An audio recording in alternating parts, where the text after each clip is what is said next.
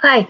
Um, Welcome, my fellow chuckleheads. This is Rhonda Jones Comedy Lab, and I'm here to share with you my experiences as a new comic and hopefully wind up giving you a lot of tips and tricks for your own experiences and just really encourage you to get out there and do it, for crying out loud. Just go do it. If you are interested in comedy at all, at least start going to the open mics that are probably my hair is doing weird things, probably in your city, and at least kind of seeing what everybody else is experiencing, and go and see the same comics on different nights, because you're going to see them have different experiences, and that's part of why I'm doing these videos for you, because I want you to see that the experience of doing comedy isn't defined by one thing that happens. I know so many people are afraid of certain things that might happen to them on stage.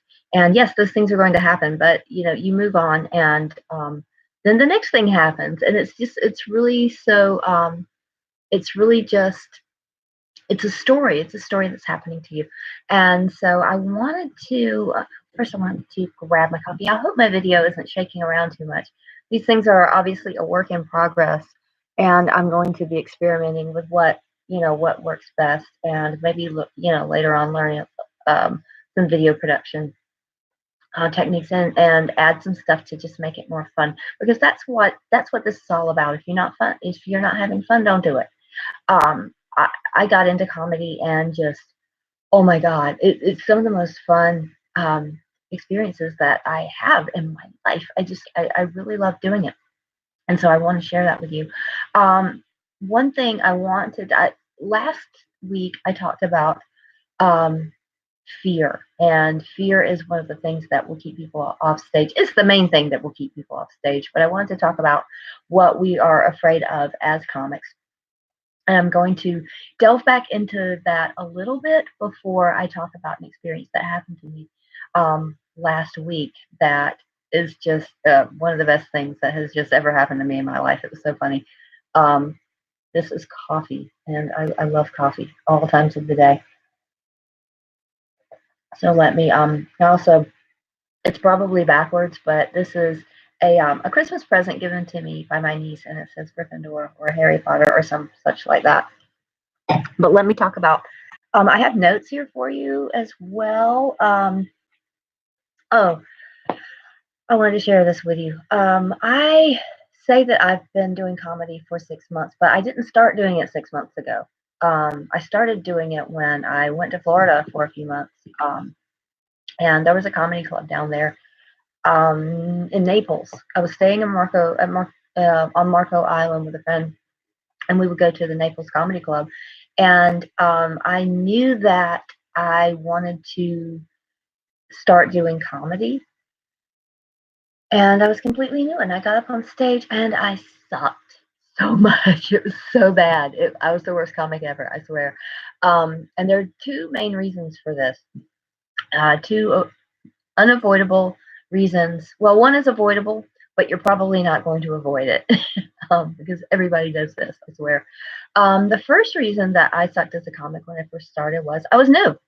I mean, you're not gonna just jump in there and be able to do it. You're gonna jump in there, hopefully, jump in there. You're gonna jump in there to make your mistakes, and your mistakes are what's going to teach you. What are going to teach you to kind of tweak what you're doing, and to actually learn the skill, because it is a skill.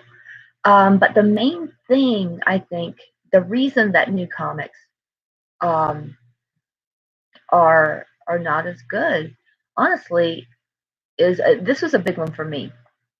The reason I was so bad is because I had this idea of who I was going to be on stage, and then I tried to force it. I tried to force myself into being that person on stage, and I don't even really remember what it was I was trying to do, but it didn't work. And but if I didn't have that experience under my belt, I don't know why my voice is doing this, but if I didn't have that experience under my belt, I wouldn't be where I am today. Where I am today, I wouldn't have had those chances to learn, and I wouldn't be making this video for you tonight. for you to realize it's not that you're going to go out there and not do that. I'm sorry about this video, guys. This is seriously bouncing around. Just consider this video the same as my first few times out doing comedy. But this isn't to keep you from doing that. It's to help you realize when you are doing that, and you can see what that feels like, and you can see where you are in your head when you're trying to control it too much. And so that you'll know later on what it feels like when you're doing better. Does that make sense? I hope that makes sense, because you're going to go out there and you're going to do it. But the most important thing in comedy, as in life or any other artistic thing that you're going to do, is to be aware. You want to be aware of what's going on. You want to be aware of how the mistakes that you're making, and you want to be aware of the things that you're doing right.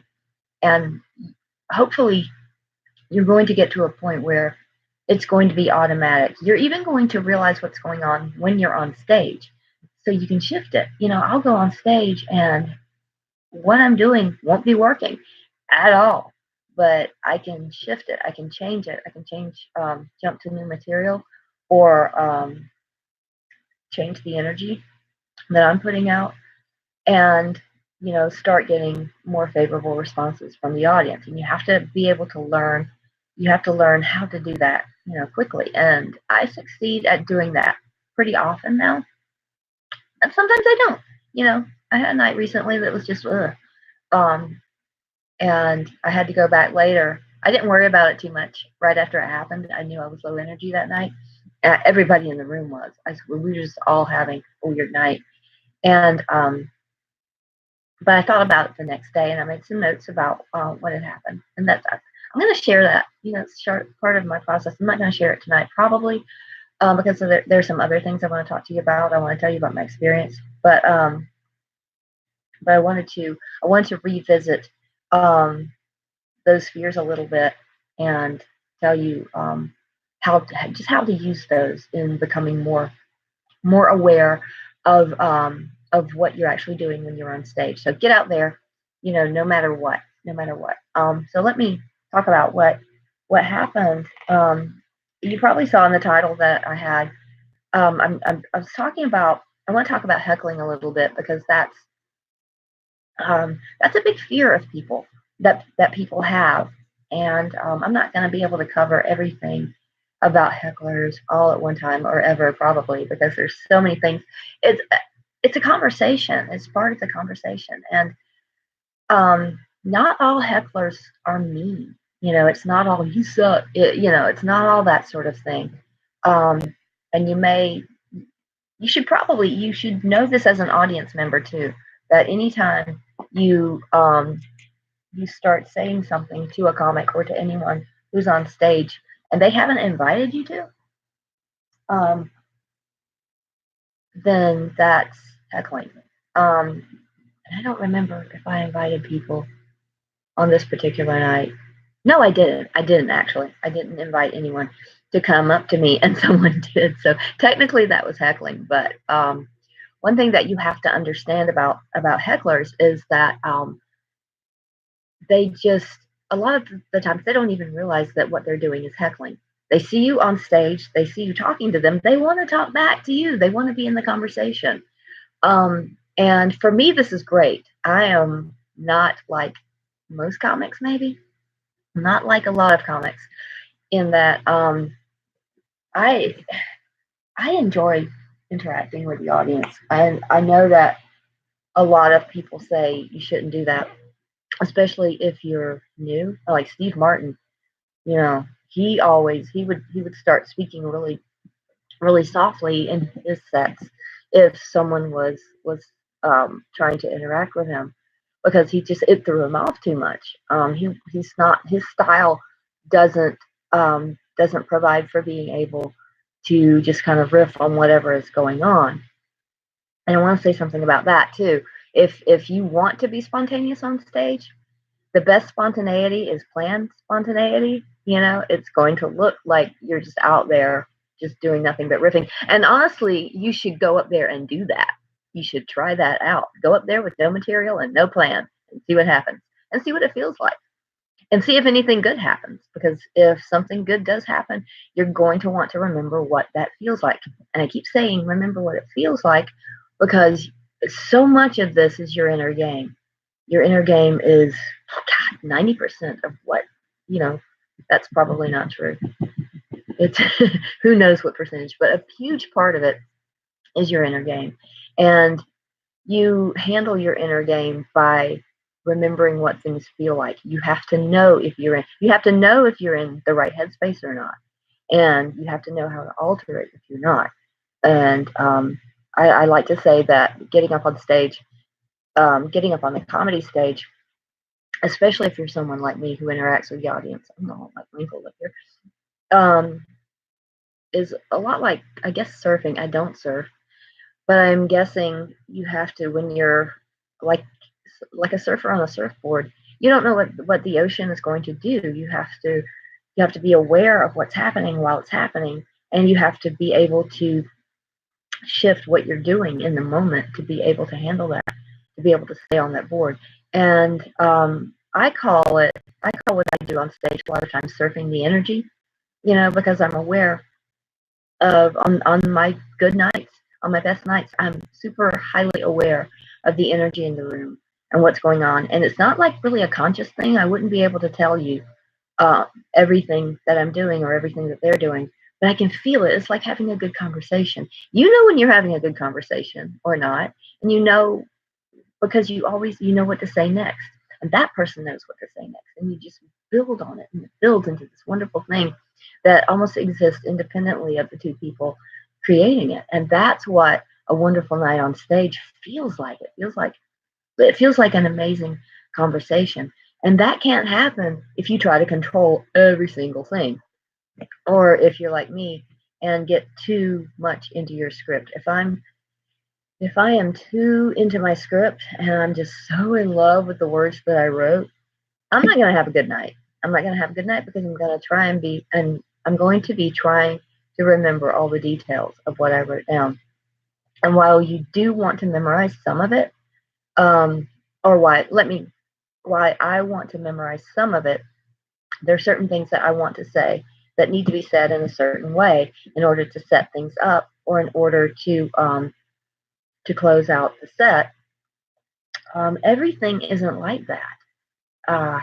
You're going to want to, because the audience, they don't want you to talk at them. If you're too in your script, then you're not going to be able to talk to them. You're going to be talking at them. And I see comics do this sometimes, and I do it myself. And if I can understand in the moment that that's what I'm doing, then I can change it. I can change it and save the set. But one night, should I tell you about the actual set that I was doing? I have a few stories that I like to tell occasionally, and there is one that's about some books that I wrote that are, the books are kind of steamy. No, oh, let me not even play. The books are really steamy. I mean, they would make Christian Grey blush, to be honest with you. And I talk about, there's a story that goes along with those books I wrote them a long time ago. Don't even go looking for them. But I talk about them because something else happened. Something happened in my life because of these books, and it's funny. And but I told the story one night, and a couple of months ago, and somebody came up to me afterwards, like a questionable person, a questionable guy. We've all met those, haven't we? A questionable guy came up to me after the set and was very interested in me and in what I had written, and it was very awkward. And I didn't enjoy that part of the experience at all. And so I didn't tell the story for a really long time.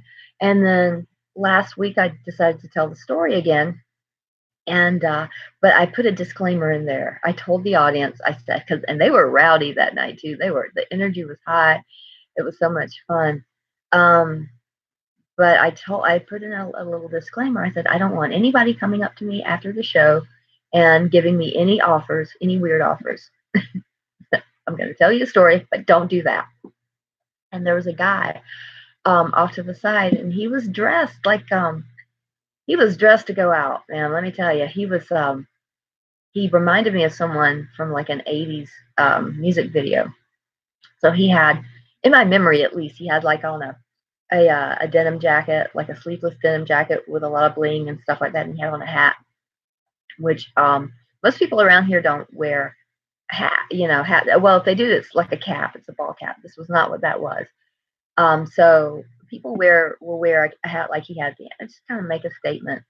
So he was dressed in a really fun way, and he came up to me while I was on stage. He comes up right after I gave my disclaimer about not bringing me any weird offers. He came up with his hands cupped like this, like he was offering something to me because if I ask them to do anything, they're going to do the exact opposite. They're like children. I love it.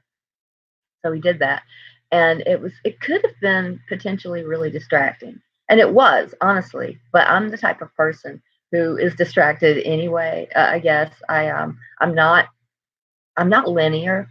I'm not a linear thinker, and when I'm up there, even though what I've prepared is very linear, I have to be able. I have to be prepared, and prepared is the word here of the day. Be prepared. Okay, I'm getting pop-ups.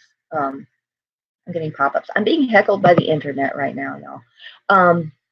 So what happened was that could have been very distracting in a way that could have destroyed somebody's set. But so don't let that happen to you. People are going to do that. People are going to come up to you. They're going to want to play with you. But if you can prepare ahead of time, don't over prepare. That's another thing. But if you can kind of be prepared in the sense that you're not trying to control every single thing that happens, and you're not going to be scared of what happens, then you can use what's happening to actually at least survive your set. But in this particular instance, what happened, because I was prepared to kind of surf the energy and go with the flow a little bit while maintaining control on stage, kind of a loose control, then it actually made the night really fun, because that wasn't the last that was not the last time he came up on stage. I mentioned I wanted to have a drink before going on stage, because it's become kind of like a part of my little ritual. And I didn't plan it right. So I got called on stage before I got that, and before I realized I was going to be. So I was up there, and I was really relaxed, and I mentioned that to the audience, and it turned into a funny thing. And the guy wound up buying me a shot and giving it to me on stage. Another thing I don't necessarily recommend. Some performers do that on stage. Some don't. I do occasionally. And then later on, I told a story, and the same guy came up again. I told a story about an object, and he happened to have one of these things. I'm not going to tell you what it was, but he happened to have one on him, and it's not something that most people have in their lives at all. And he happened to have one, and he gave it to me, and it wound up. And so it's kind of a little good luck charm. I'll tell you what it was. It was a special kind of toothpick. Okay, it was a special kind of toothpick that he happened to have on him. Now, technically, what he's doing is heckling, even though it's a very friendly sort of thing that he's doing. You have got to be prepared for what people do when you're on stage, and you let them know what's okay and what's not. That's what I mean by being in control on stage. And you have to understand how to sort of, especially if you're like me and like some of the other comics that I hang out with who do enjoy interacting, it can get out of hand. When you give them permission to interact with you, you don't know have no clue what they're going to do. And they could get rowdy, and they could be drunk, and all sorts of things, could be going on. But you have to understand what's happening, the state of mind that they're in, so you can bring them down a little bit if you have to. I saw a comic that same night that went up on stage, and he wanted to play, with the audience, and he's very good at it, in a lot of ways. He doesn't get distracted by what happens. He can play with you and then go back to his story, and it's funny. He's a funny guy. But this particular night, this particular table was just they were a little bit too energetic, um, for what was going on, and it would have been possible, I think, for him to, and he sort of activated that. Um, it would have been possible, I think, for him to sort of bring that energy, the energy of that table, back down if he had, reacted to it, earlier than he did, I guess. Um, if he had, and I think what he should have probably done. This is in hindsight, and this is me from the peanut gallery in retrospect saying this, but probably what he should have done is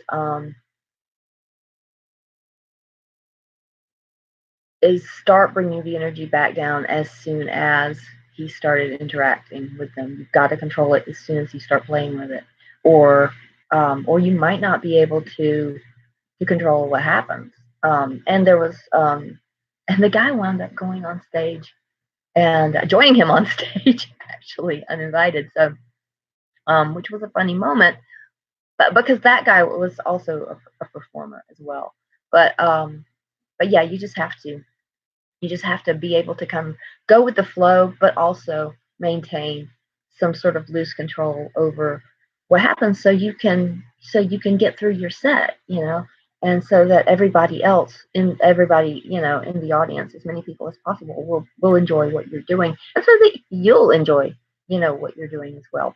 Let me look at my notes for a sec and see if I know I wanted to tell you that story. Oh, what else happened was it was such a funny thing that happened with me that I actually wrote a set about it. So I sort of had it's sort of like a meta set because in telling the story of this guy, it allows me also to tell the stories that I was telling that night. And I brought that new set on stage twice, and here's what happened. The first time it did really well.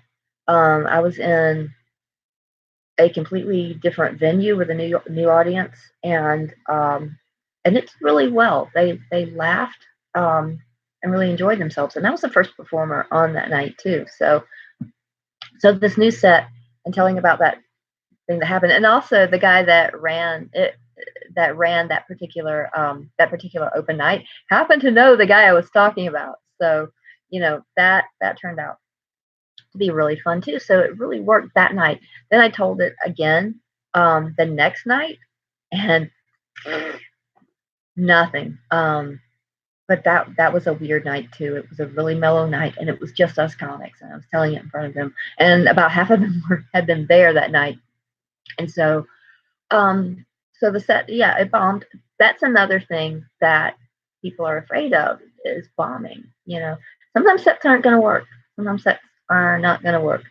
And I made some notes the next day about what I could have done, to maybe um, make that set a little bit better in my delivery of it to that particular audience that night. So, no time that you get on stage is wasted. Um, and just think of it, especially with open mics, just think of it as you are editing. You're trying it out. You're it's like trying out a recipe. It's not always going to work, and you can't be afraid of that. But you're going to be afraid of that. So I mean, you're always going to have emotions about it, both before and after, because you don't know what's going to happen when you go on stage. And if you get too caught up in that, then you're going to have a string of bombs, probably, which I've had. Um, uh, it wasn't that great. Last time I got on stage wasn't that great. And if I get too caught up in that, then I'm going to psych myself out next time. I don't know what's going to happen when I get on stage. I never know what's going to happen when I get on stage. That's what's so scary about comedy and so thrilling. That's what I love about it. And afterwards, I think I was in a really good headspace, actually, because even though it felt bad to um, to not get the laughs, to get the stares. Like, oh my god, I feel like I've disappointed these people who have seen me be really funny, and I'm one of them, and they want to see me succeed. But their faces were just blank and stony and not looking very friendly at all while I was up there. Um, so that it always feels rough when that happens. But you understand that it's not a personal failing. The set failed. You didn't fail. I rocked getting up there because I went and I did it anyway. And I'm going to have fewer and fewer nights like that. Actually, I have been having fewer and fewer nights like that. That hasn't happened in a long time uh, with me. So it's uh, it's probably good to have one of those nights every now and then. But I mean, I still have, I'm enjoying it, even though I had a night like that, and it's I'm I still think of it as a fun thing. And I know I'm going to have more, and I know I'm going to have more great nights. So, see, I mean, it's not a terrible thing. It's not as much fun. You're not having as much fun up there when you're not getting the laughs as when you are. Um, but you have to get through those nights so you can get to the good ones, and so you can work on your set. All of that is part of working on your set. Working on your set happens in front of people, much like working on um, this comedy channel, comedy experiment. What am I calling it? The Comedy Lab. I have a page that's called Comedy Experiment, and I don't know why I did that, and I may change it to Comedy Lab. But I feel like this is a work in progress in the same way that it doesn't happen unless I turn on the webcam, and see where the mistakes are, and just this is like comedy in that I'm talking to you. It's just about talking to people. That's all. All you're doing is talking to people. Um, Let me see what else I wanted to say to you guys, to my chuckleheads. um, I'm going to show you. I'm not going to get. I'm going to show you my notes a little bit. This is what some of them look like. It looks like yeah, you can't read it. It looks a little bit like a paper for school or for something like that for work. I don't always do it like that, but what I'm trying to do is I'm trying to have files. I'm trying to have my sets in files, and I mean, there's more on that paper than I actually say. I don't say everything. And I think that's part of what killed my set the other night is that I have all these wonderful words that I think are funny on paper. And I was trying to remember them because they're so clever. And if you're that worried about being clever on stage, you're gonna screw yourself up. You're gonna mess yourself up. So that's one of the things that I do that can really mess me up. A little bit of it is over preparing. After writing this, what I did was I went over it and over it and over it, and I was just too wrapped up in it. I was too attached to the words, so that I couldn't really. I wasn't present for my audience, you know, and I was talking at them and not to them. And they're very discerning because they're comics. That particular audience was. So that's what messed me up that night. Um, I'm getting all these pop-ups, guys. If Okay, Facebook is giving me pop-ups. Yay. So that's all I really have tonight for you. Yeah, I think I said everything I wanted to say. So, yeah, I'm not on a particular schedule with this right now. So if you want more Comedy Lab, go ahead and enable your notifications so that you'll get an alert, when I posted something new. I'm going to try to post every weekend. I've got this video set to come out tonight at midnight. And I may do that for a while, just do like videos for Saturday night at midnight-ish, midnight-ish. It's actually 11:55 that it's scheduled to come out. And I'm going to try and start doing some in the middle of the week pretty soon. I am going to do that at some point, but I'm going to try to do it really soon because I want to really, have a lot of resources for you guys and a lot of encouragement for you guys to get out there and do this yourself. And I'd love to hear. I'd love to hear about your experiences when you do that, and what it felt like and what happened. Short little comments, guys. I don't have a whole lot of time to read long comments, but I would love to hear, that you're out there and doing it and feeling brave and all that good stuff.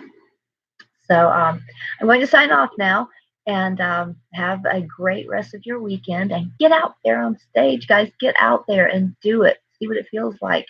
I can't recommend that enough. It's just one of the most fun things I've ever done in my life. So thank you for joining me and goodbye until next time, guys. Bye. Let me figure out how to turn this off. Oh, in stream. Duh.